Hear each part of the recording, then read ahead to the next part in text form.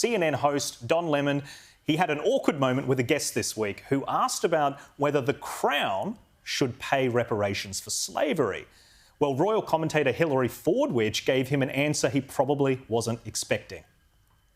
Across the entire world, when the slavery was taking place, which was the first nation in the world that abolished slavery? The first nation in the world to abolish it. It was started by William Wilberforce, was the British. In Great Britain, they abolished slavery.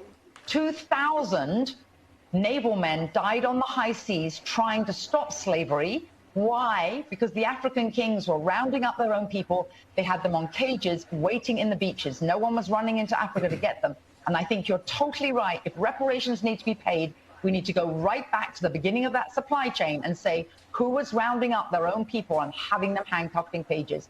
Absolutely. That's where they should start. And maybe, I don't know, the descendants of those families where they died in the high seas trying to stop the slavery, that those families should receive something too, I think, at the same time. It's an interesting discussion. Sure is interesting, and what Lemon probably only just realised, incredibly complicated. Kosher, this whole notion of reparations for slavery, CNN, I could not believe the gall of them so soon after her death to try and trigger that conversation, but I'm glad they did because he was knocked down rather effectively.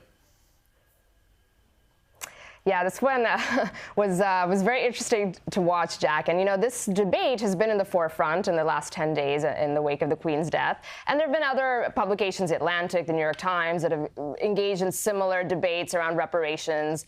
And what was interesting to me about this, though, is Hillary, why she was so effective. And the last I checked, this clip has 20 million views across all social media. So obviously, she's cut through in a way that other people who were making similar arguments didn't. And I think, as a rhetorical device, she is showing people how it's done. She did something called Agree and Amplify, where instead of arguing about why reparations is a flawed concept and it's really about redistribution of wealth and all of that, she just said, you know what? Yeah, I agree. Let's talk about reparations. And if that's what people want, let's go back to the beginning of the supply chain. So I think that sort of put him on the back foot.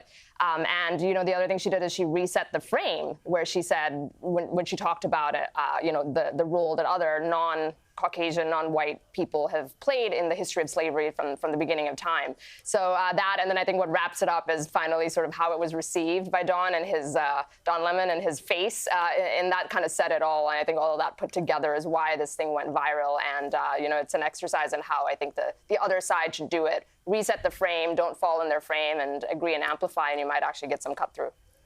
Yeah, I like that phrase, agree and amplify, because I think Kosher's spot on. It shows how complicated it would be and how logistically it's pretty much impossible.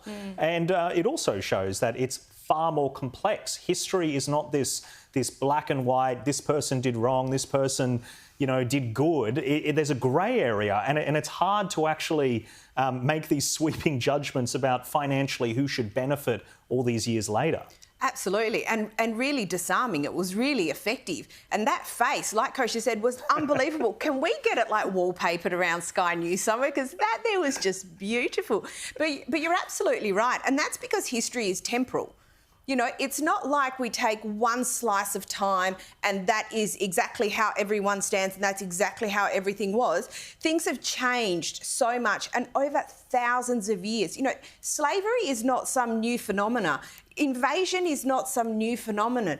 This has been happening over the entire course of the human condition. And sometimes we've done things better than others, but ultimately all of those people, like I said before, not alive now. And so it's up to us to think when we look forward, how do we do things better and be fairer and all of those sorts of things. But the supply chain of something like slavery is incredibly complicated. There are a lot of people who had their finger in that pie, and you can't just go to the end point and go, oh, well, because that person ended up on a US plantation or because they ended up on a plantation in the West Indies, it's therefore the UK and Britain's fault. If you go back through and you cut it all up, there are a lot of people who are responsible. No, very well said.